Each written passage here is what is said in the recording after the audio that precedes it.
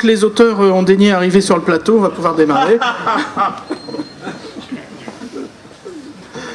Donc, merci d'être ici avec nous pour nous écouter, pour écouter nos quatre amis intervenir sur le thème suivant, la fantasy face à l'histoire.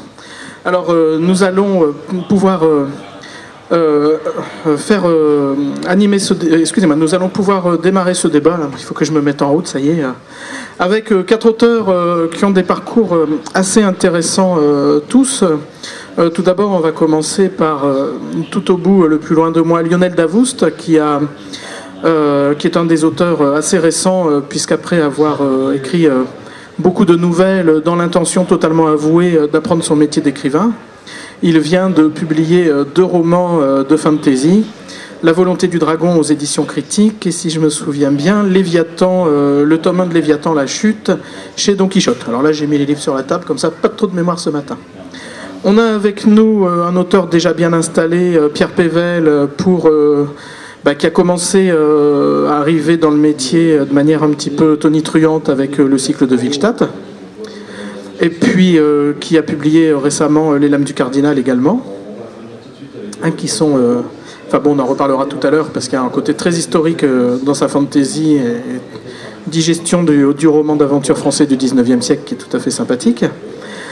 Mathieu Gabory, alors lui qui a un parcours encore totalement à part, puisque après avoir écrit beaucoup pendant quelques années, entre autres autour d'univers de jeux de rôle, on l'a vu totalement disparaître de la surface de la littérature, pour revenir vers nous cette année avec la Chronique du Soupir, publiée au Pré-au-Clair, qui est encore un roman de fantasy bien évidemment, et Laurent Cloetzer, qui est avec nous aussi, qui lui publie, j'allais dire parfois par éclipse, on peut attendre quelques années pour avoir un nouveau roman, ça a été le cas du Royaume blessé par exemple, et qui a écrit récemment en coécriture Clear, un recueil de textes de fantasy contemporain, on peut le dire comme ça. Voilà, donc on a 4 personnes qui sont avec nous pour nous parler de la fantasy face à l'histoire. Ce qui est intéressant dans le débat que nous devons mener, c'est que le terme histoire est à prendre à double sens, puisque l'histoire, c'est à la fois celle qui a eu lieu, celle qui s'est déroulée dans le passé, et donc on va pouvoir parler de tout ça avec ces messieurs, et celle qui est en train de s'écrire, donc la fantaisie contemporaine. Moi j'ai envie de commencer par poser la question évidemment à toute la tablée, à toute l'assemblée, sur la fantaisie, celle du passé. Pourquoi a-t-on envie d'écrire qui se déroule dans le passé, pas forcément dans le présent, et surtout quel est le choix de l'époque? Qu'est-ce qui vous motive dans le choix de l'époque? Qu'est-ce qui fait que vous vous projetiez plutôt au XVe siècle, au XVIIe siècle, au XIXe siècle? Je vais peut-être commencer par Pierre Pével, parce que là, les Lames du Cardinal, par exemple, on a peut-être une belle réponse à avoir.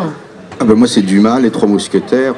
Il n'y a aucun doute, c'est lui qui a décidé pour moi. C'est mon goût pour Alexandre Dumas en général et le roman des Trois Mousquetaires en particulier, qui a fait que j'ai situé les aventures des Lames du Cardinal au début du XVIIe siècle dans la France de Richelieu, de Louis XIII et donc de D'Artagnan. Je précise le D'Artagnan de Dumas, pas le D'Artagnan historique, puisque j'ai aussi pris le parti pris de traiter l'histoire comme avec un contexte aussi rigoureux que possible, mais de considérer les personnages mythologiques d'Alexandre Dumas comme des personnages historiques. Je traite Athos, Porthos exactement comme je traite Louis XIII ou la duchesse de Chevreuse. C'était un parti pris que j'avais. Du coup, le D'Artagnan qui apparaît chez moi au détour d'un chapitre, c'est le D'Artagnan de Dumas, que je traite avec le même sérieux et en respectant vraiment la biographie que lui a imaginée Alexandre Dumas, plutôt que le D'Artagnan historique. D'accord. Mathieu, pardon. C'est intéressant ce que vient de dire Pierre, puisqu'on est en train de parler de l'utilisation de la fiction pour nourrir ses propres livres et d'approche rigoureuse de l'histoire. Donc toi, quand tu écris tes livres, tu te projettes systématiquement dans le passé, recherche historique ou pas, utilisation rigoureuse ou pas? Comment abordes-tu les choses? Non, moi la référence historique, donc le médiéval, pour moi c'est de l'ordre de l'inconscient collectif, c'est-à-dire que j'ai quelques notions médiévales qui sont assujetties à ce que je vis dans le jeu de rôle, par exemple, mais je veux surtout pas m'encombrer d'un bagage réaliste liées à l'époque médiévale, parce que je pense que c'est quelque chose qui va précisément décaler le regard sur une fantasy, sur une féerie, voire même une poésie. Donc je cherche en fait les détails qui sont susceptibles de servir l'histoire, mais je veux surtout pas dire je veux être fidèle à une histoire, parce que précisément après on va venir vous voir en disant mais tu sais à l'époque médiévale c'était que des forêts, etc. On s'en fout, royalement on s'en fout. L'enjeu c'est de dire on est sur cet inconscient collectif, c'est celui de l'époque médiévale, donc on est sur une limpidité absolue de l'époque, parce qu'on sait tous ce à quoi ressemble l'époque médiévale. On vient même avec sa cohorte de rêves à ce sujet. Et je trouve que c'est elle, moi, que j'aime convoquer. C'est-à-dire que je convoque celle du lecteur et je parle de la mienne. Et c'est cette histoire-là qui, finalement, m'intéresse. Quand tu as peur que le côté utilisation rigoureuse de recherche historique pourrait un petit peu assécher ce côté inventif. Je trouve que c'est précisément pas l'enjeu d'un roman de fantasy de vouloir être fidèle à une histoire, à notre histoire, parce que la proposition pour moi de la fantasy, c'est précisément de susciter l'imaginaire. Donc à compter du moment où on veut faire un vrai roman historique à l'époque médiévale, il y a des gens qui le font très bien. Les Piliers de la Terre, par exemple, pour moi, c'est un vrai roman historique qui va les puiser dans cette histoire. Mais la mienne, elle, m'intéresse à compter du moment où elle est une mythologie. D'accord. Si d'autres personnes ont envie de réagir, vous y allez? Parce que Non, moi je pense comme le garçon. Oui, je vois là aussi. Enfin, on va peut-être écouter Laurent d'abord. Moi j'ai une relation un peu entre les deux en fait, c'est ça qui est, je trouve intéressant. C'est-à-dire que j'ai un vrai goût, un vrai intérêt pour l'histoire, depuis tout petit, pour les personnages historiques, pour certaines situations, et pour les rêves que ça suscite. Mais je suis bien trop intimidé par le cadre historique, par le fait de construire des références rigoureuses. En fait, un peu comme Mathieu, je dis ce qui m'intéresse, c'est le fantasme, c'est ce que ça suscite, mais pas obligatoirement seulement le médiéval, l'histoire antique, le 16e, le 17e, enfin toutes ces vraiment de nombreuses époques. Et je me situe plutôt dans la lignée de Robert Howard. Dans le sens, Robert Howard, quand il a commencé à écrire des nouvelles d'aventure, il les a situées dans des contextes historiques. Et il faisait des recherches avec toutes les difficultés que ça impliquait quand on vivait au Texas dans les années 20, c'est-à-dire pour se procurer des bouquins et pour avoir des références sérieuses. Donc il faisait beaucoup de recherches sur l'histoire antique, sur tout ça, puis il écrivait ses histoires en se cadrant vraiment là-dedans. Puis un jour il s'est dit non mais là ça va pas, c'est trop dur, puis de toute façon c'est pas exactement ce que je veux faire. Alors il a composé un monde où il a pris des époques qu'il aimait bien, un peu d'assyrien, un peu d'égyptien, un peu de médiéval, tout ça, et dedans il a fait naître Conan. Voilà, et c'est pour lui, on voit bien que l'histoire c'est une matière, c'est une source de fantasmes, et c'est quelque chose qu'il a brûlé pour créer ces histoires, mais qui n'était pas un cadre rigoureux, une source mais pas un cadre.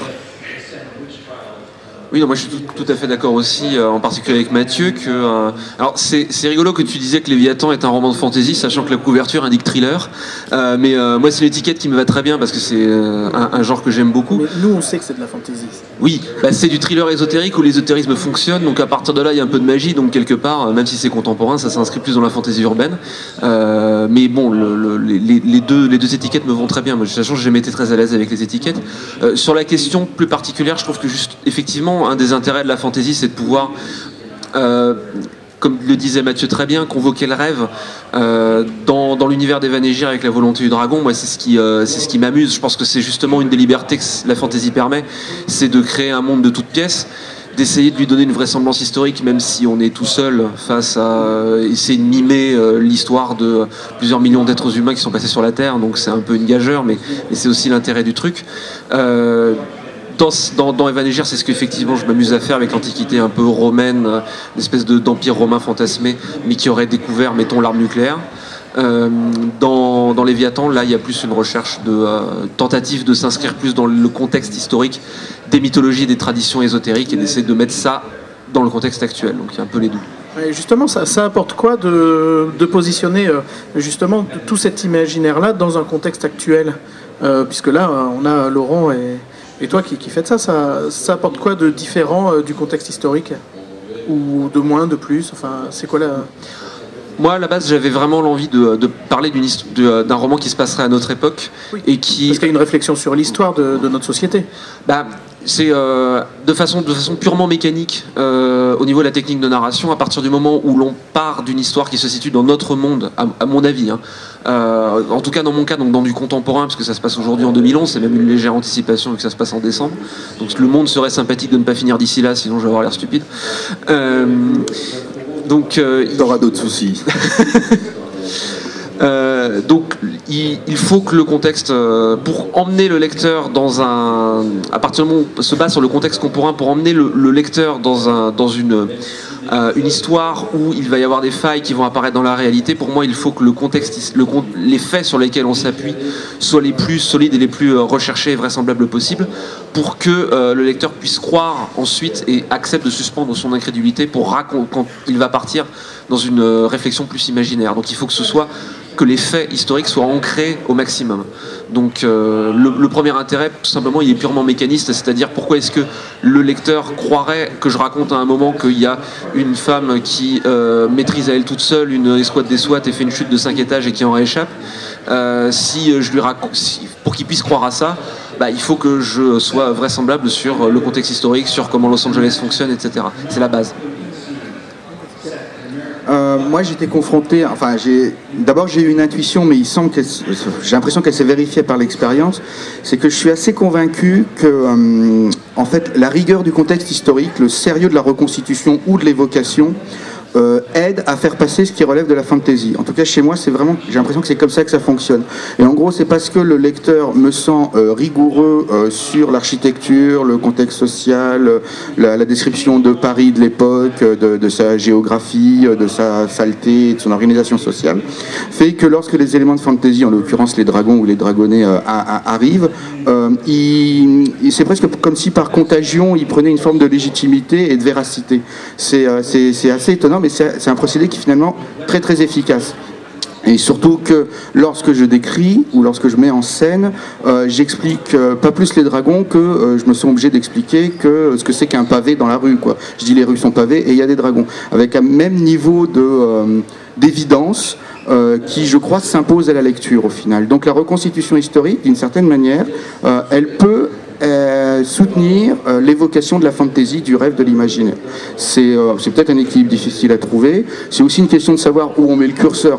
Pour une autre de mes séries, Les Enchantements d'Ambremer, qui se passe à la Belle Époque, je voulais justement avoir un Paris de la Belle Époque qui soit assez cliché finalement, folklorique tel qu'on l'imagine, tel que moi j'en avais des souvenirs grâce à la série des Brigades du Tigre ou ma lecture d'Arsène Lupin, etc.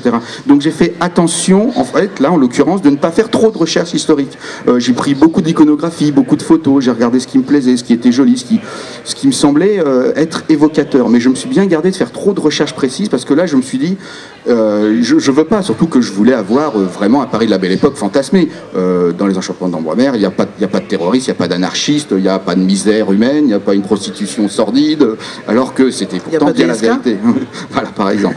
Donc, en fait, la recherche, elle doit nous aider, mais elle ne doit surtout pas nous handicaper. Tout dépend du projet, en fait. Ouais, et puis avoir un personnage qui s'appelle Louis Denisard, Hippolyte Griffon, c'est quand même vachement classe. C'est presque ce qui est le plus difficile à trouver, le nom de personnage, je trouve.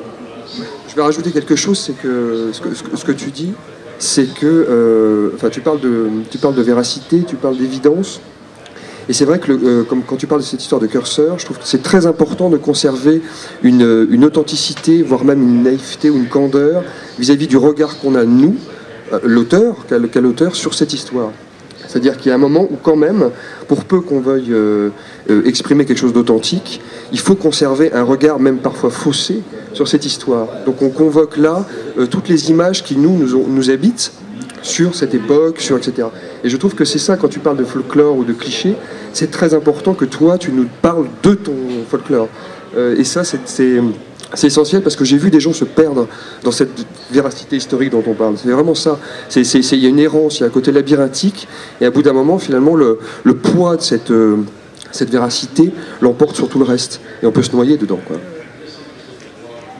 Et une petite précision, quand tu dis des gens se perdent, tu penses à quel type de roman, par exemple, pour cette noyade dans le détail historique? C'est-à-dire que demain, si demain je me mets devant ma feuille et que je parle, par exemple, d'un archer, si je commence à parler de la force de traction à l'époque, du poids de l'arc, la manière dont je vais bander cet arc en fonction de la courbe, etc., tout le monde s'en contrefiche. Enfin, je veux dire, c'est pas l'enjeu de ce roman-là. Les histoires de pavés, de quelle matière, d'où ils viennent, etc. Je pense pas que ce soit quelque chose qui assoit une crédibilité. Ce qui assoit la crédibilité, c'est précisément d'aller chercher ce regard sur cet univers et en quoi c'est important pour l'histoire. Le reste, ce sont des détails qui noient. Je suis pas certain que Lionel Davoust soit tout à fait d'accord. Si, au contraire, c'est complètement, parce qu'on en a beaucoup parlé pendant les 4 jours, et puis l'affiche en est l'exemple, c'est clairement au cœur de la dynamique d'un genre comme le steampunk, où Greg Broadmoor disait il y a 2 jours, le steampunk finalement, qu'est-ce que c'est? On met des machines à vapeur, on met des engrenages sur tout, on prend des pistolets à rayons, tout ça pourquoi? Parce que c'est cool. Et que je pense que ça fait partie d'un des plaisirs au cœur de la fantaisie du genre et de la lecture. On lit ça parce que c'est cool, parce que c'est fun et parce qu'on s'éclate. Et je pense que c'est un peu au cœur du truc finalement. Oui. Je vais essayer de faire parler Laurent quand même. Ouais, moi je trouve que c'est le cool est un but esthétique un peu faible, je trouve. Mais en fait, je pense qu'avec, je pense que je suis plus Mathieu qui cherche la fraîcheur, la sincérité du regard sur l'époque, sur le sujet, parce que oui, enfin on peut faire des choses amusantes.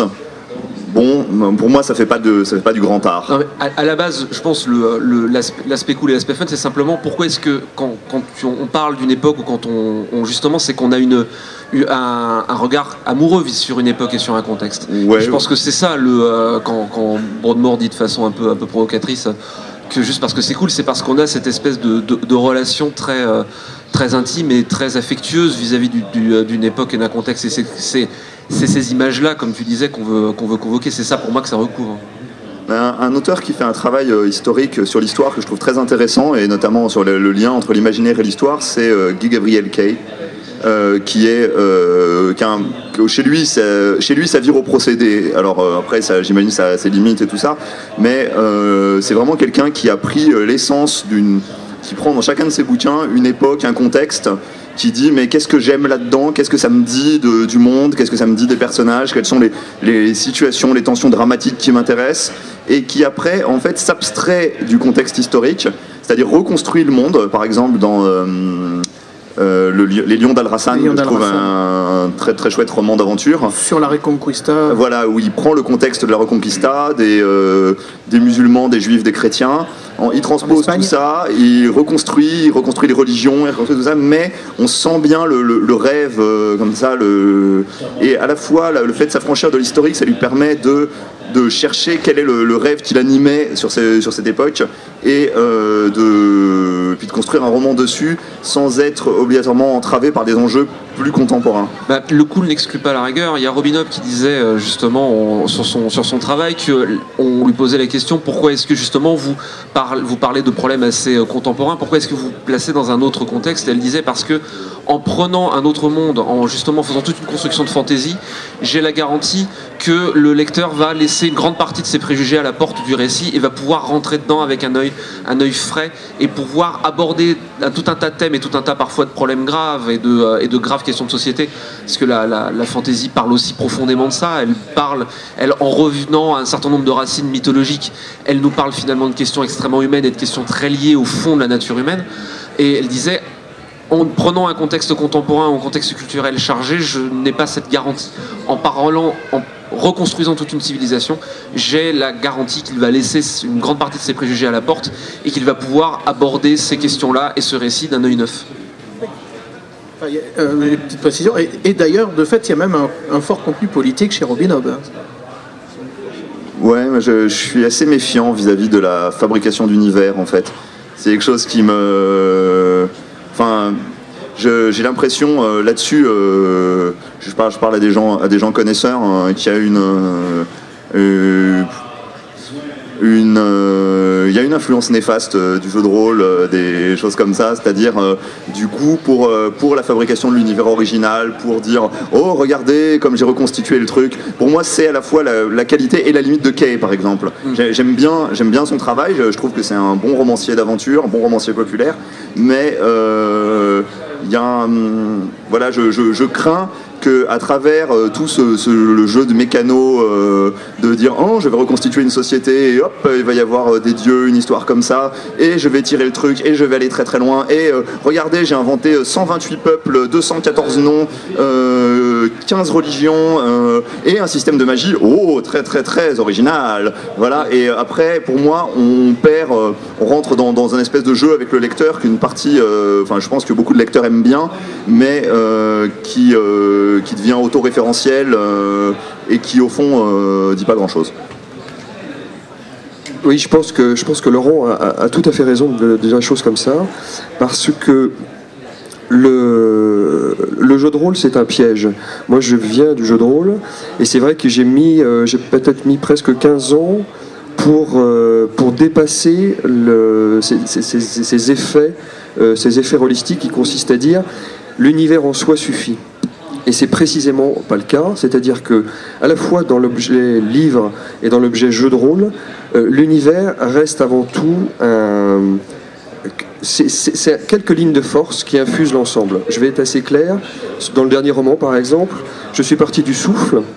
Et le souffle, à compter de ce moment-là, n'était qu'une empreinte sur le monde, une relecture du monde, qui était de dire vous avez une fée dans le cœur, et cette fée, à travers un mécanisme quasi organique, fait que votre souffle, vos soupirs, le chant, etc. est enchanté.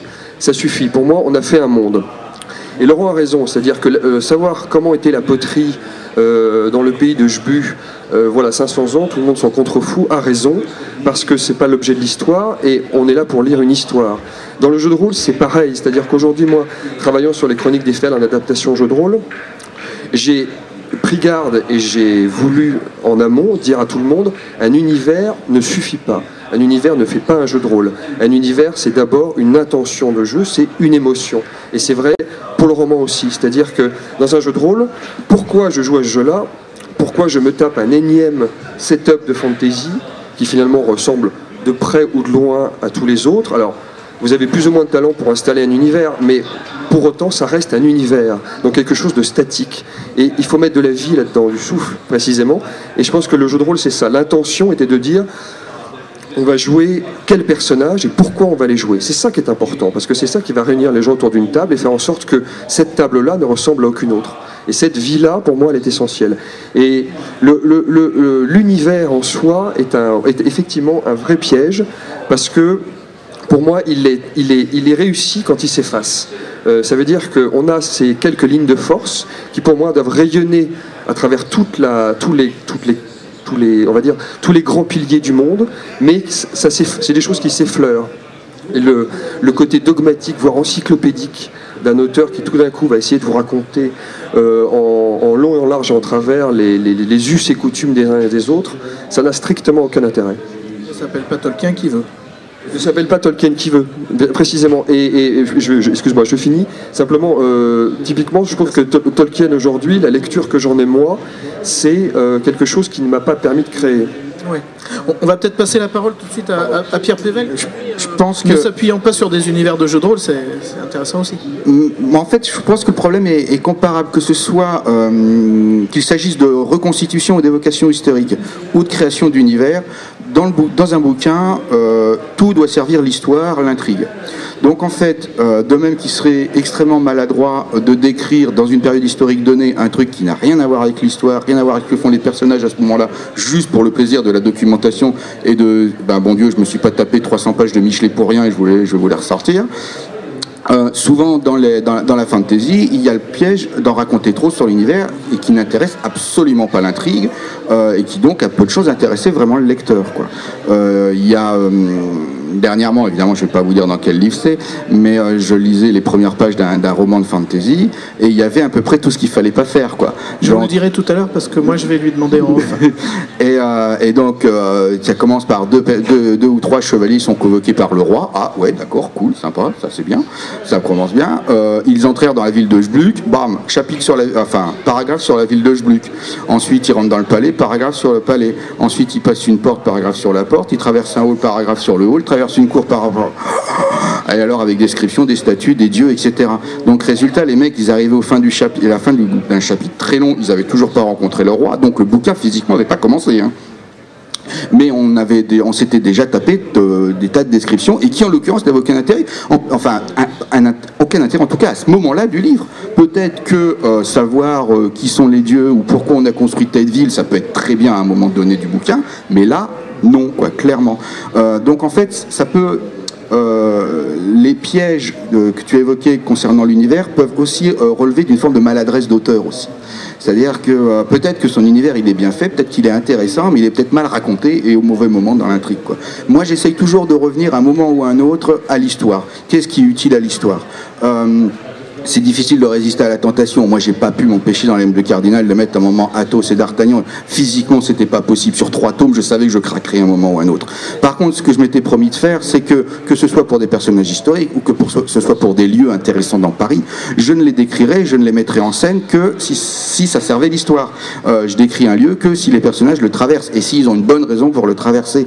Par moments, ça a été frustrant parce qu'il y avait des lieux historiquement dans Paris qui auraient pu être géniaux, très agréables à décrire et qui étaient exotiques, mais sauf que mes persos avaient rien à y faire et donc il n'y avait aucune raison que j'en parle, quoi. De même que si à un moment Athos ou d'Artagnan interviennent, c'est parce que j'ai un de mes personnages qui est dans les mousquetaires du roi, donc il a toutes les chances de les croiser et bon, évidemment, à partir du moment où il a une chance que ça arrive, ça va finir par arriver. Je vais pas résister, mais vraiment penser à ça. C'est qu'est-ce qui sert l'intrigue, qu'est-ce qui sert l'histoire, qu'est-ce qui est hors sujet ou qui ne l'est pas. Or, paradoxalement, l'univers d'un livre, il peut être parfaitement hors sujet dans le bouquin, quoi. Tu as peut-être quelque chose à dire, Laurent? On peut revenir un peu en arrière aussi. C'était juste, je pense que tu disais n'est pas Tolkien qui veut. Bah oui, c'est ça le problème, c'est qu'il y a une ambiguïté fondamentale sur le travail de Tolkien, enfin une erreur vraiment énorme. Tout le monde dit Tolkien c'est le créateur d'univers, c'est le gars comme ça. Mais en fait non, Tolkien n'est pas un créateur d'univers. Tolkien ne parle pas d'un autre monde, Tolkien parle d'une autre, tout le temps. Et vraiment, c'est... dans sa démarche déjà, c'est-à-dire qui est une démarche d'exploration de la langue, et pour Tolkien il n'y a pas la volonté il n'y a pas le fait de fabriquer un second monde, il y a la volonté de raconter le passé d'une autre à travers un travail de philologie qui était son métier. Donc voilà, et là ensuite les gens se sont dit oh c'est étonnant, il a écrit des chroniques, il a fait tout ça. Oui, il a imité, il a travaillé à partir de ce que lui connaissait des chroniques scandinaves anciennes, des généalogies, tout ça, mais en fait il s'inscrivait dans un genre littéraire existant, il s'inscrivait pas du tout dans quelque chose de novateur comme ça, mais oui, il a fait une œuvre très très originale, mais c'est pas du tout le fabricant de quelque chose qui serait juste sorti de sa tête comme ça. Donc là il y a eu une vraie erreur en fait. Et malheureusement qu'il y a eu des répercussions. Alors, en plus, moi, quitte à être sacrilège, je pense que Tolkien, il n'échappe pas exactement au piège que je décris. Hein. L'herbe à pipe au début du Seigneur des Anneaux, c'est juste hors sujet et c'est juste chiant, quoi. Moi, ça m'intéresse pas. Moi, j'attends que l'histoire commence, quoi. Ouais, alors 57 pages. Ah oui, c'est quand même c'est coquet, tu vois. Moi, je suis pas d'accord avec toi parce que, en fait, si on part du principe qu'il raconte un univers inventé, oui, c'est hors sujet. Mais en fait, pour moi, mais bon, maintenant c'est un débat qui s'éloigne de celui-ci, on est en réalité dans un portrait contemporain. On est dans quelque chose qui parle de choses qu'il connaît, qui parle du monde qu'il connaît, de choses qu'il a vécues. Donc, à partir de ce moment-là, quand on lit par exemple les Hobbits comme un portrait des Anglais et d'une certaine campagne anglaise qui est une campagne à la fois existante et à la fois disparue, qui est celle de son passé à lui, ça, pour moi, ça a une place. Mais bon, là, on s'éloigne du sujet et je tiens à dire un truc, c'est que moi, mon histoire de fantasy se passe dans un univers qui n'a aucun intérêt. Enfin, vraiment, je suis là. Par contre, je rejoins ce que dit Pierre, c'est-à-dire, en réalité, c'est un univers de jeu, c'est un univers de jeu de rôle, c'est un univers howardien dans le sens où c'est alors, je vais découper un royaume ici dans l'histoire et puis un autre ici, et puis je vais mettre du scotch autour pour que ça tienne. Voilà, j'ai essayé de faire qu'il ait suffisamment de cohérence pour pour que les histoires puissent s'y dérouler. Le seul truc qui m'intéresse, c'est l'histoire qui se passe dedans.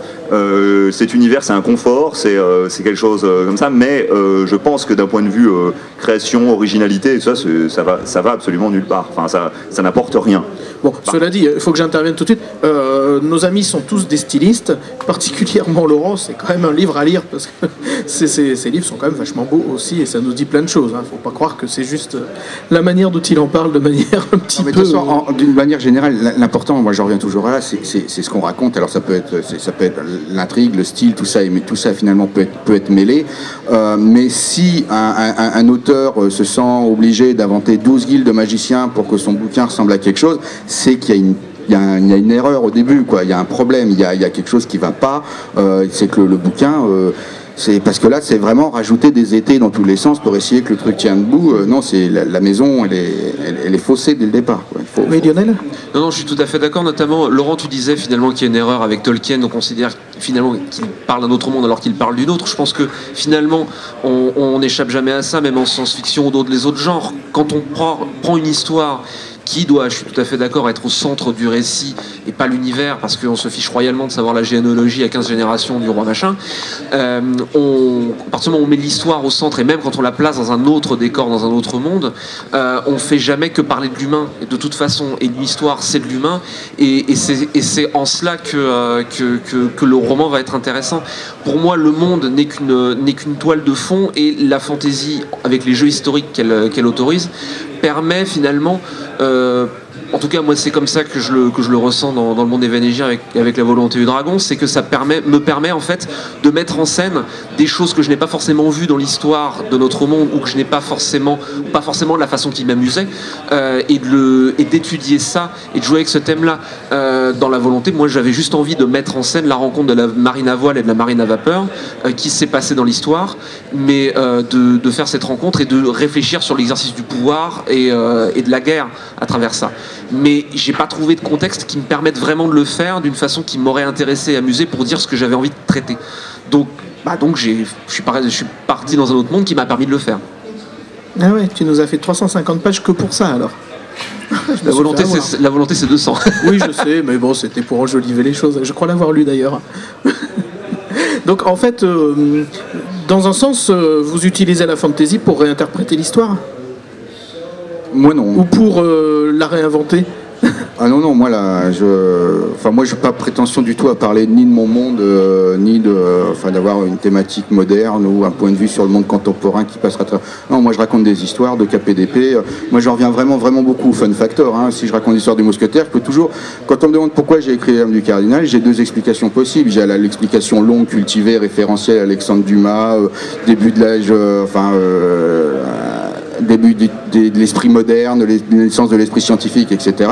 Puis l'autre explication, c'est les mousquetaires, c'est fun, un escrimeur, ça a la classe, et une escrimeuse, c'est sexy, quoi. Donc, au bout d'un moment, j'en reviens quand même à ça, quoi. Moi, c'est vraiment le truc, si j'aime les mousquetaires, c'est parce que, en fait, j'aime les mousquetaires. Je pas... Ouais. Moi, la seule chose qui m'intéresse dans le fait de lire des histoires écrites maintenant sur des contextes historiques, c'est de me dire... comment en fait l'auteur, parce que qu'est-ce que l'auteur me dit des fantasmes de notre époque, de maintenant, quand il parle de ça.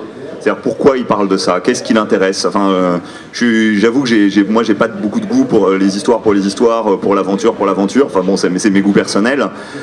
Mais par contre, ce qui m'intéresse, c'est de dire il parle de ça et qu'est-ce qu'il au fond, qu'est-ce que ça me dit de lui, qu'est-ce que ça me dit de maintenant, pourquoi il a besoin de parler de ça maintenant, pourquoi il pense qu'on doit parler de la rencontre de la marine à voile ou de la marine à vapeur ou de mousquetaires avec des dragons maintenant, qu'est-ce que... voilà, enfin moi c'est ça qui m'intéresse dans la lecture, dans dans la lecture d'œuvres basées sur un imaginaire, parce que au fond je pense que tout ça répond à des envies tout à fait contemporaines, à des fantasmes tout à fait contemporains, que l'utilisation de l'histoire c'est jamais anodin, c'est jamais innocent. On se ramène toujours, si on se ramène à une époque, c'est qu'on pense qu'elle a quelque chose à dire, quelque chose qui nous parle maintenant, qu'elle répond à une insatisfaction de l'époque actuelle, enfin plein de choses, hein. Je veux pas faire des clichés, des interprétations simplistes. Je pense que, je veux dire, là, je pourrais parler de Tolkien aussi sur son travail là-dessus, enfin, ou de Howard, ou pourquoi un type au Texas dans les années 20 se met à rêver d'histoire antique, de guerre romaine, de Celtes et de Pictes. Enfin, chez Howard, il y a des réponses, voilà, et en fait, c'est ça qui m'intéresse, que ce soit chez Howard, chez Tolkien, chez Pével ou chez Lionel Davout ou Mathieu Diabory.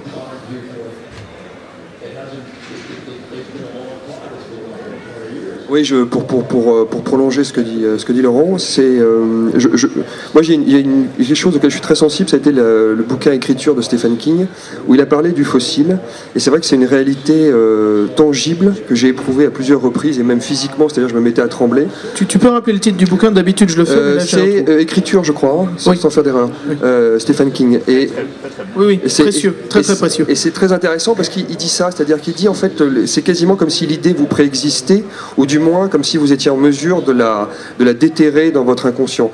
Bon, c'est mon interprétation que je fais aussi de sa théorie, mais moi c'est ce que j'ai vécu, c'est-à-dire que à compter du moment où tout d'un coup vous vous intéressez à un thème donné, ou que vous percevez une réalité, la réalité d'un roman, vous vous dites ça mérite une histoire, ça veut déjà dire que quelque part dans votre inconscient, ce fossile existe. Et moi, je le vis vraiment devant la feuille, c'est-à-dire qu'au bout d'un moment, je commence à chercher autour du concept, je tâtonne, etc., j'explore plein de choses, mais au final, l'inconscient, et ça rejoint ce que vous dites tous en fait, c'est-à-dire au-delà même de ce fun factor dont vous parlez, je pense qu'il y a un vrai plaisir, une vraie sensibilité, mais profonde et limpide sur le plaisir de l'imaginaire.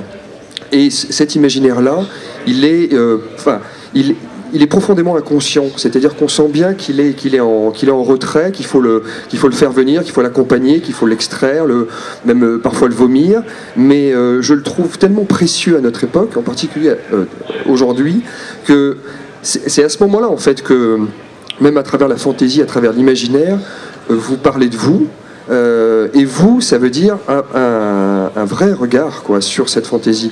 Moi, c'est ce que je vis tous les jours quand je vais au café pour écrire, c'est que alors moi je fais partie des auteurs qui écrivent à l'instinct, c'est-à-dire que je fais très peu de plans, pour le pire et pour le meilleur, mais j'essaie vraiment d'être entraîné par mes personnages, et c'est à eux que je laisse la parole, entre guillemets, puisque bon, Fabrice Collin serait là, il hurlerait, parce que lui est plutôt du côté du démiurge, mais moi je trouve ça très important en fait d'avoir cette espèce de côté débridé de l'imaginaire. Même toi, Pierre, je sais que tu travailles, tu es assez ciselé dans ton approche du roman. Donc c'est ça qui est intéressant, c'est-à-dire que toutes les approches de l'imaginaire, ciselées ou pas ciselées, instinctives ou pas, font qu'au final, ton bouquin parle de toi, Laurent, tes bouquins parlent de toi aussi, Lionel, c'est la même chose, et c'est ça que je trouve essentiel. Et trop souvent, on a parlé de l'histoire, trop souvent, je trouve que les gens s'effacent derrière une histoire, presque pas collective, mais finalement transparente, parce que vous n'êtes pas là, derrière les lignes, derrière les personnages, etc. Et pour peu que vous ayez une vraie sensibilité à l'imaginaire, si elle s'exprime, si elle est visible, et si elle est tangible, si elle est sensible, vraiment, c'est-à-dire qu'elle parle de votre cœur, de votre imaginaire, de vos rêves, et qu'elle fait sens, c'est-à-dire qu'elle est une histoire aussi, qu'elle a des péripéties, qu'elle avance, c'est-à-dire qu'elle prend pas le lecteur pour un con. Moi je trouve que voilà, il faut surtout pas nier cet aspect poétique de l'imaginaire qui est en chacun de nous et qu'il faut savoir exprimer, c'est fondamental. T'en fais pas, il y a des gens qui le nient très bien. Enfin, je veux dire, on peut parfaitement faire des bouquins, des séries où on a vaguement vu le fossile, et puis après, parce qu'on a du métier, on peut construire 4 tomes d'aventure de 600 à 1000 pages chacun.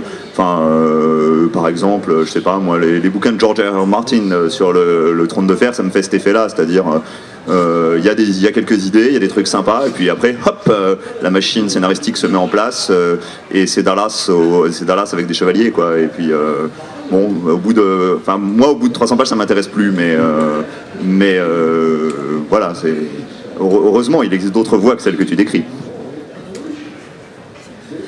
Je vais vous poser une autre question. Là, on va totalement changer de direction de ce débat, parce qu'il y a une petite question qui s'impose un peu là actuellement, puisque il y a deux personnes qui ont écrit ce qu'on va appeler de la fantasy, hein, même s'il y a marqué thriller ésotérique sur la couverture du livre de Lionel Davoust, mais nous, on sait tous que c'est de la fantasy. Et de toute façon, t'en as toujours parlé comme d'un bouquin de fantasy.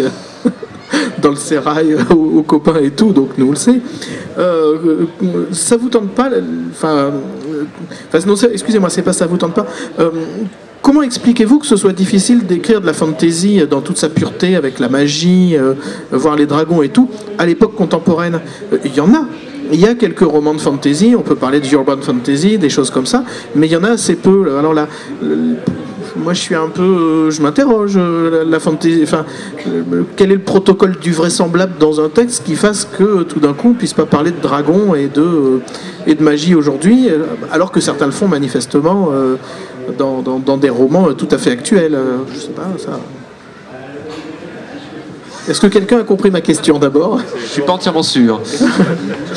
En fait, la question c'est est-ce qu'il y a une incompatibilité? Oui, c'est vrai que parfois c'est tortueux. Est-ce qu'il y a une incompatibilité d'essence d'écrire de la fantasy dans le monde contemporain? C'était tellement simple à dire. Je pense tout simplement, dans toute fiction, il y a une exigence de vraisemblance qui se repose dans la littérature de l'imaginaire, science-fiction, fantasy, sur ce qu'on appelle, qui est un concept, ce qu'on appelle la suspension d'incrédulité.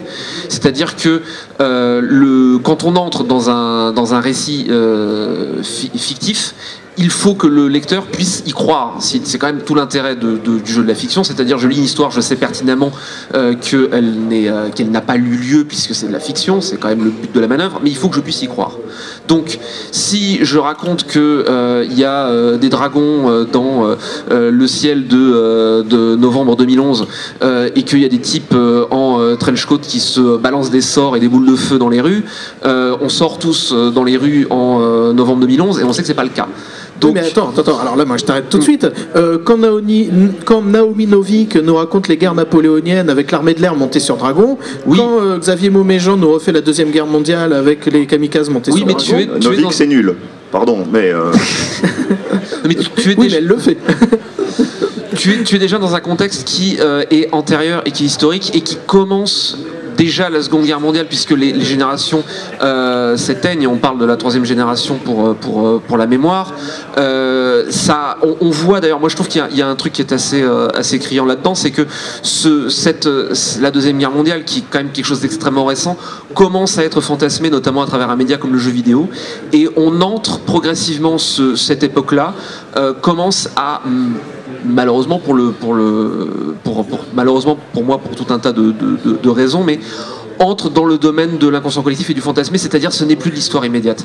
Donc ce n'est plus seulement de l'histoire immédiate. Donc pour moi, on peut effectivement réécrire cette histoire-là, mais il faut qu'elle commence à faire partie de quelque chose qui commence à être distant, pour qu'on puisse le réécrire, le recréer et s'approprier ce matériel-là pour qu'il commence à y avoir une forme de distance. Donc à partir du moment où tu veux commencer à parler de dragons, de mecs qui se balancent des boules de feu dans les rues de Nantes devant la Cité des Congrès des Utopiales, ça va être compliqué parce qu'il y a cette espèce de suspension d'incrédulité qui va être d'autant plus difficile à franchir. Pour moi, c'est juste là, tout revient au devoir de vraisemblance que la fiction doit avoir, et il y a une espèce de barrière. Moi je l'ai assez senti d'ailleurs en travaillant sur Léviathan, donc qui a toute l'allure du thriller, mais il y a un moment une faille qui fait que effectivement la magie et donc quelque chose qui relève plus de la fantaisie urbaine vient s'installer. On se rend pas compte, en tout cas moi très humblement c'est mon expérience, on se rend pas compte quand on lit de l'imaginaire qu'on est prêt à faire tout un tas de jeux intellectuels qui ne sont absolument pas évidents pour le lecteur de littérature générale. C'est-à-dire si j'ouvre un bouquin de fantasy ou un bouquin de SF Ça m'avait notamment frappé chez Omal, Laurent Genefort, qui est un excellent bouquin de Space Up. Mais on a 3 ethnies, donc on a les humains et on a les Chill et les Hodkins.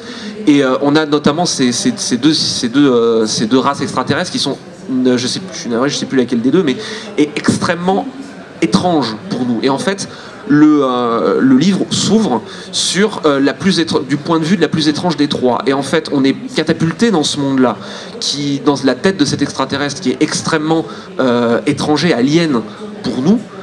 Mais le lecteur d'imaginaire va jouer ce jeu-là parce qu'il est habitué à rentrer dans un texte en ne comprenant pas le vocabulaire, en ne comprenant pas l'imaginaire, mais il sait parce qu'il a l'habitude. En ne comprenant pas immédiatement. En ne comprenant pas immédiatement, mais oui, non, ça arrive peu à peu quand même. Voilà, mais on a ce jeu-là parce qu'on a l'habitude en tant que lecteur d'imaginaire de dire je vais rentrer dans cette histoire-là. Je sais que je ne vais pas tout comprendre de base, mais je sais que le sens va se résoudre, que le sens va émerger du texte et que je vais comprendre le vocabulaire et que je vais rentrer dans cette civilisation là qui est différente. C'est quelque chose, donc c'est quelque chose qu'on ne peut pas vraiment faire en littérature générale, où il faut une espèce de fondation et de base de vraisemblance. Ça c'est clair. Voilà. Mais donc, le roman contemporain, c'est un projet de littérature réaliste. Mais voilà. Pourquoi dans les genres de l'imaginaire on le ferait pas? Si on réfléchit bien, je vais encore citer plein de trucs que Laurent va adorer. Quand on regarde actuellement la bande dessinée ou le cinéma, un grand spectacle américain truffé de super-héros au vu et au su de tout le monde, ça se passe aujourd'hui, alors que c'est complètement invraisemblable. Moi j'ai des gamins, c'est de la fantasy, ça se finit à notre époque. Ouais. J'ai des gamins en âge de voir ça, donc je vais voir les Transformers avec eux. Je sais, j'ai même pas honte là. C'est totalement nul, je suis d'accord. Tout le monde en est conscient. Mais en attendant, ça se passe aujourd'hui. Moi, j'ai été stupéfait quand j'ai vu Transformers 2 et Transformers 3 dès le début du film, parce que ça a foutu en l'air tout le vraisemblable, donc on peut plus y croire une seconde, de voir tout d'un coup, à partir du 2, les robots Transformers qui se baladent comme ça, quasi au vu et au su de tout le monde. Donc tout d'un coup, on est dans quelle vraisemblance? Alors, j'avoue que j'ai pas vu, mais je pense que dans le 1, de ce que j'ai cru voir dans la bande-annonce... ça, c'est de la référence. Non, mais en général, il y a quand même ces films-là, malheureusement, quand on a vu la bande-annonce, en général, on a un peu tout vu. Donc il y a un glissement, il y a forcément un glissement qui s'opère à un moment. Le monde des super-héros, effectivement, ils se baladent quand même pas tous au vu et au su de tous. Batman, il opère dans le secret. Il y a quand même. Oui, mais les actions qu'il mène sont au vu et au su de tout le monde. Et il y a même le commissaire machin qui envoie des choses. Mais je suis pas, là en l'occurrence, je suis pas sûr que Batman se passe vraiment dans notre monde en fait. Donc, je fais la bouche du coach, bien sûr. Non, Batman, ça se passe dans le monde de Batman, et les Transformers, ça se passe dans le monde des Transformers. Ce qui est intéressant, enfin, je veux dire, moi les Transformers, je l'ai pas vu, mais je vais pas faire semblant d'avoir vu. Mais j'ai joué avec des robots transformables quand j'étais gamin, et je sais très bien à quel fantasme ça répond. Ça répond à un espèce de le fantasme de la machine, du robot, du jouet. C'est une histoire de jouet, les Transformers. Et les histoires de super-héros, je suis pas du tout spécialiste, mais je sais qu'il en existe de très bonnes exégèses. Enfin, je pense ne serait-ce qu'au Watchmen, si on veut rester purement dans la fiction, voilà. Et de qualité. Et de la fiction de qualité. Mais voilà, donc je sais qu'il est. Mais tout ça, enfin, pour moi, ça se justifie totalement. Pour la raison pour laquelle les gens y croient, la raison pour laquelle ça marche, c'est qu'au fond, ça dit des choses vraies. Ça répond à un besoin, ça répond à un fantasme, ça répond à un appel. Je veux dire, la raison, on peut faire des choses, raconter des histoires où il se passe des choses extraordinaires dans les rues de nos jours. Je sais pas si vous avez en tête le final de Paprika de Satoshi Kon, où des jouets et des produits publicitaires et des choses comme ça complètement délirantes sortent dans les rues de Tokyo et commencent et où il y a un robot en plastique de gamin qui tire des fusées par la poitrine et qui a le visage d'un informaticien qui se met à... Voilà, enfin, là on est à la fois on est dans un espèce de truc, si je le raconte comme ça paraît être un délire complet, ça paraît dire absurde, c'est quoi cette histoire? Non. Bon, pardon. Il y a aussi des gens à qui ça parle immédiatement, naturellement, mais ils sont pas obligatoirement comme nous.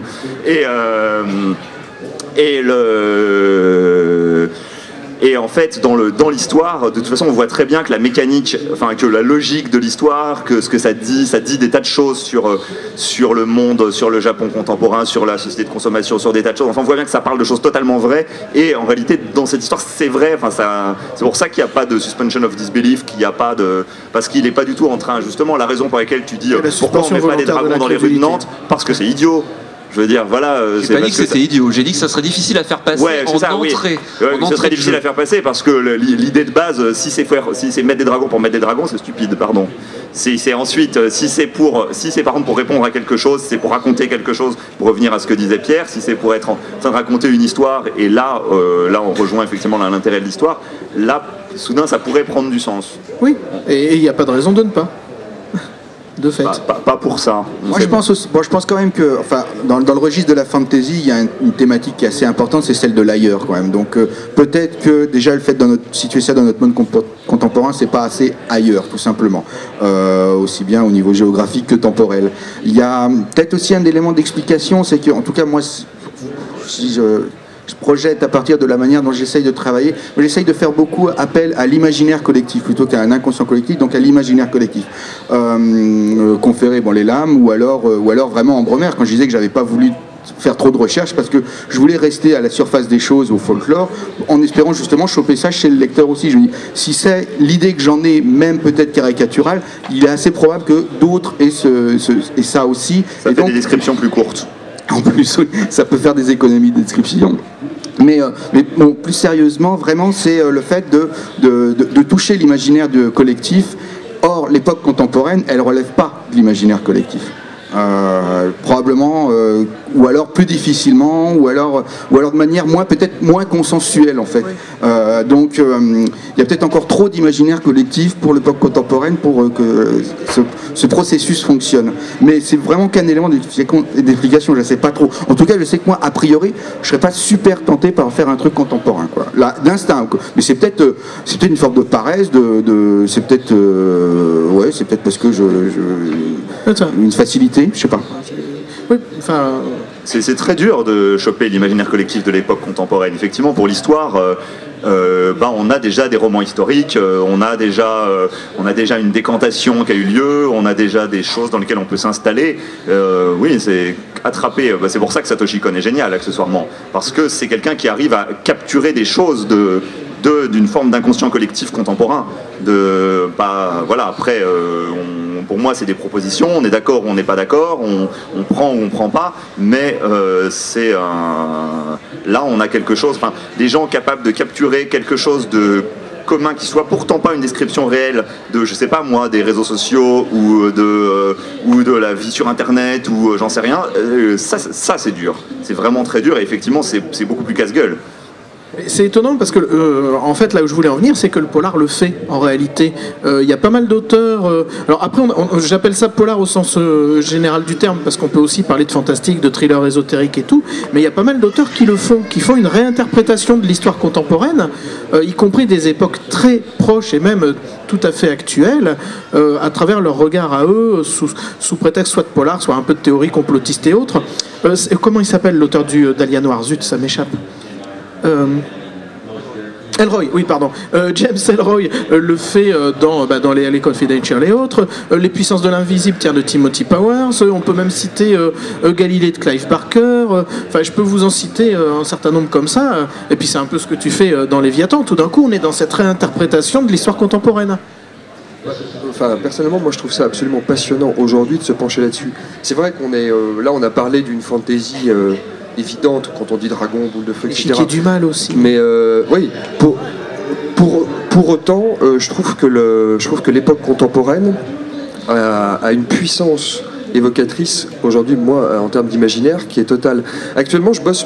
C'est intéressant parce que moi, ça fait 15 ans que je bosse beaucoup sur l'heroic fantasy. Et aujourd'hui, par exemple, le temps de l'innocence étant fini, je vais vers l'anticipation et je suis précisément dans un j'essaye de réenchanter cette époque contemporaine parce que pour moi, tout a à voir avec ce réenchantement. Un exemple très simple, j'ai un personnage par exemple qui est une espèce de banshee moderne des autoroutes, qui vit sur un royaume de l'asphalte et qui est faite de tôle froissée, une espèce de créature un peu étrange comme ça, dans le sillage même des autobahns allemands, donc ça se passe au début en Allemagne. Voilà, et là je trouve que je suis précisément en train d'essayer de m'interroger sur le fantastique au cœur du contemporain. Là je suis sur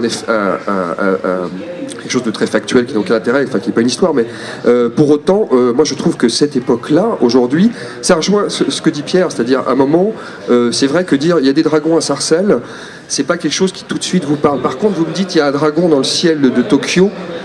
Déjà, il y a autre chose qui se passe. Donc, il y a quand même aussi un facteur culturel important, un regard culturel qui se twiste, qui se réinvente et qui, à mon avis, joue encore une fois sur l'imaginaire ou l'inconscient collectif. Mais pour moi, des villes comme Tokyo, des New York, même des Rio, même des Shanghai, sont des villes qui ont une puissance aujourd'hui imaginaire qu'on peut travailler comme un vrai matériau. Tout à fait. Lionel, peut-être, je te sens... Oui, non, moi, sur la difficulté de se brancher sur l'époque, je suis tout à fait d'accord avec vraiment avec ce que dit Mathieu. Et il y a des tas, on trouve des tas d'exemples d'évocations comme ça. Il y avait Highlander qui avait été évoqué. Avec quoi il se bat? Il a un katana. Bon, on retrouve un peu le cool factor. Non, sur la difficulté de se brancher sur l'inconscient collectif, moi, j'ai une attitude qui est à la fois très humble et peut-être très mégalo en même temps, c'est que je me dis que tout ton portrait. Voilà. Je me dis que je fais de facto partie de l'époque de toute façon et que si je cherche pas à me brancher vraiment ou à essayer de réfléchir, à essayer de réinterpréter cet imaginaire aujourd'hui, je me dis juste je fais forcément de facto partie de l'époque. Même si j'essaie d'y réfléchir, je suis forcément un produit au moins en partie de ma culture et de mon époque. Donc tout simplement, de quoi est-ce que j'ai envie de parler? Et je vais suivre cette direction-là et ça va probablement être le reflet de quelque chose. Et je vais essayer de prendre plaisir en le faisant. Et ça peut-être... Et en même temps, il y a des envies d'aller dans une direction, de raconter une histoire. J'ai à la fois cette envie-là parce que j'ai envie de se traiter de ce thème-là, mais la façon dont je vais l'écrire va de toute façon à moi m'apprendre quelque chose. Vu l'heure qu'il est, on peut dire que c'est la conclusion. Et que c'était le mot de la fin, un peu abrupt, mais voilà, écoutez, talent. Bah ouais, t'as vu ça, hein. Mais ils m'ont même applaudi derrière.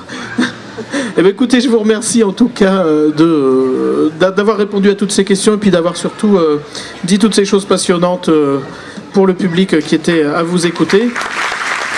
Oui, ça a été brusque, hein, là, on a fait un atterrissage non contrôlé. Je vous invite maintenant à aller dans l'espace dédicace, retrouver nos auteurs qui seront là à un moment ou à un autre, j'ai pas votre planning en tête, pour non seulement demander des dédicaces, mais surtout acheter et lire avec gourmandise les romans de ces 4 auteurs dont vous verrez que les qualités de plume et d'histoire vous enchanteront sûrement au moins autant qu'elles m'enchantent moi. Et je vous remercie beaucoup. Au revoir. Touch your face.